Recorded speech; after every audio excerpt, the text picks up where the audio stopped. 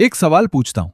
अगर सरकार किसी इंडस्ट्री को आत्मनिर्भर बनाने के लिए कहे, पूरे 18 महीने का वक्त दे, हर तरह से सपोर्ट करे, और फिर भी वो इंडस्ट्री कहे कि नहीं, हम चाइना से ही माल मंगाएंगे, तो उसे क्या कहोगे? और ये कोई काल्पनिक बात नहीं है।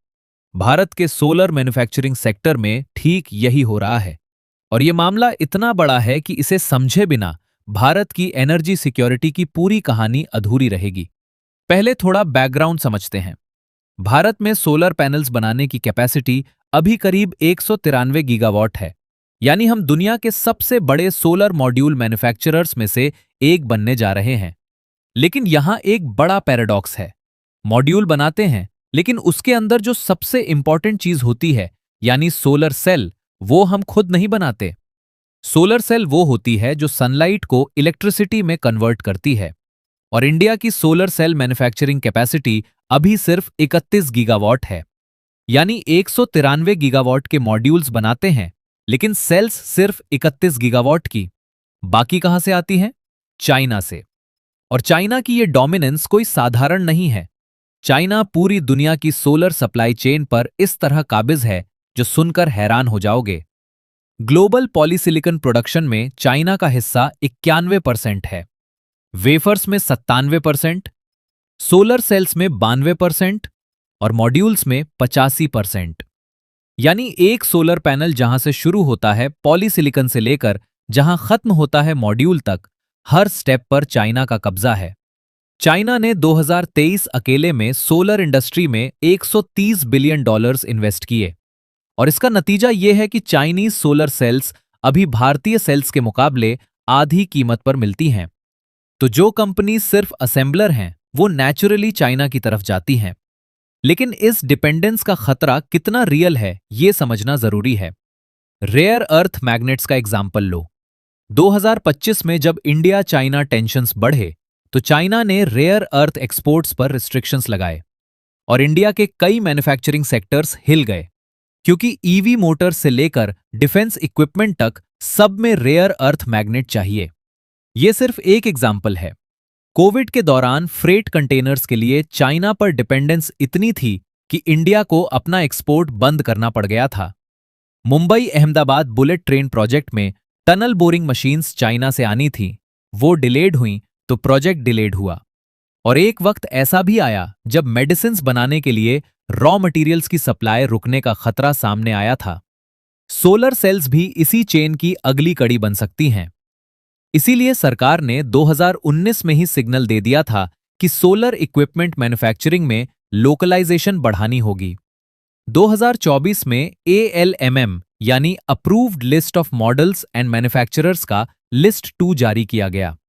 इसके तहत तय हुआ कि 1 जून 2026 से किसी भी बड़े सोलर प्रोजेक्ट में सिर्फ वही मॉड्यूल्स इस्तेमाल होंगे जिनमें इंडिया में बनी सोलर सेल्स लगी हों। यानी चाइनीज सेल्स से बने मॉड्यूल्स अब बड़े गवर्नमेंट और ओपन एक्सेस सोलर प्रोजेक्ट्स में नहीं चलेंगे।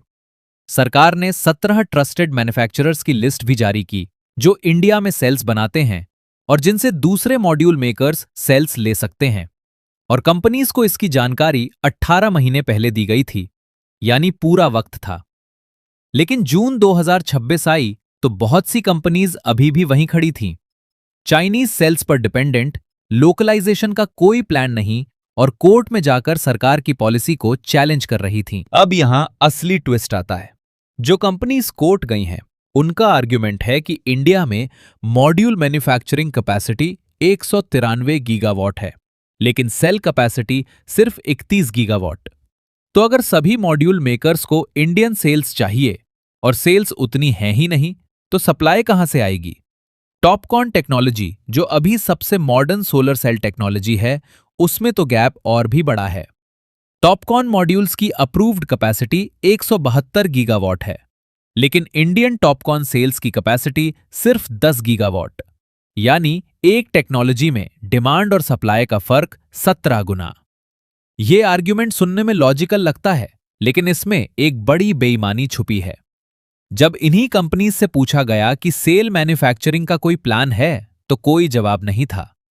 मतलब डिमांड सप्लाई गैप का रोना रो रहे हैं, लेकिन उस गैप को खुद भरने का कोई इरादा नहीं। बस चाहते हैं कि चाइनीज सेल्स आती रहें, असेंबलिंग होती रहे, मेड इन इंडिया का लेबल लगे और मुनाफा कमाते रहो। सरकार ने इस बार झुकने से साफ मना कर दिया। मई 25, 2026 को ministry of new and renewable energy ने ऑफिशियल स्टेटमेंट दिया कि जून 1 की डेडलाइन पर कोई ब्लैंकेट एक्सटेंशन नहीं होगी। जो प्रोजेक्ट्स जेन्युइनली एडवांस स्टेज में हैं और डॉक्यूमेंट्स प्रूव कर सकते हैं, उन्हें केस बाय केस बेसिस पर थोड़ी राहत मिल सकती है, लेकिन ओवरऑल पॉलिसी नहीं बदलेगी। और ये रुख इसलिए भी जरूरी था क्योंकि पहले डेडलाइंस एक्सटेंड होती रहीं तो इंडस्ट्री ने उसे सिग्नल मान लिया कि हल्ला मचाओ और डेडलाइन मिल जाएगी। इस साइकिल को तोड़ना जरूरी था। अब असली तस्वीर देखो। जो कंपनीज जेन्युइनली इन्वेस्ट कर रही हैं, उनकी बात करो। अडानी सोलर मिड 2026 तक 10 गीगावाट इंटीग्रेटेड सेल और मॉड्यूल कैपेसिटी तक पहुंच रही है और 2027 से 28 तक पॉलीसिलिकॉन से मॉड्यूल तक पूरी वैल्यू चेन खुद बिल्ड करेगी। वारी एनर्जीज ने 12 गीगावाट का प्लांट कमीशन किया है। विक्रम सोलर की सेल फैसिलिटी तमिलनाडु में चल रही है और 2027 तक 12 गीगावाट सेल कैपेसिटी का टारगेट है। 23 कंपनीज ने मिलकर 2027 तक 64 गीगावाट से ज्यादा न्यू सेल कैपेसिटी ऐड करने का प्लान अनाउंस किया है। यानी जो गैप आज है वो टेम्परेरी है। और सरकार ने मार्च 2026 में ALMM लिस्ट 3 भी अनाउंस कर दी है, जो जून 2028 से लागू होगी। इसके तहत सोलर इंजॉट्स और वेफर्स भी इंडियन होने चाहिए, यानी स्टेप बाय स्टेप पूरी वैल्यू चेन इंडिया में बिल्ड होगी। पहले सेल्स, फिर वेफर्स और इनगॉट्स, फिर पॉलीसिलिकॉन। ये एक ऐसा रोड मैप है जो इंडिया को सोलर मैन्युफैक्चरिंग में जेन्युइनली सेल्फ रिलायंस बनाएगा। ग्लोबल पिक्चर देखो तो यूएस ने चाइनीज सोलर प्रोडक्ट्स पर 3,521% तक टैरिफ्स लगाए हैं।